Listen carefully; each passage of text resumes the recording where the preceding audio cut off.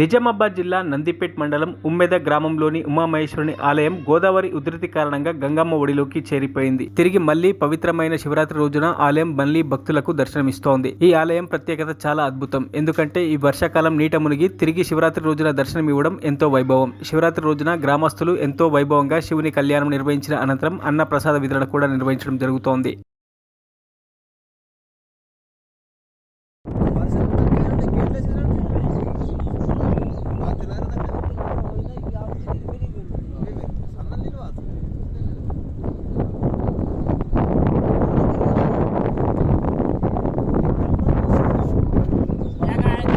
మరిన్ని అప్డేట్స్ కోసం మా ఛానల్ని సబ్స్క్రైబ్ చేయండి.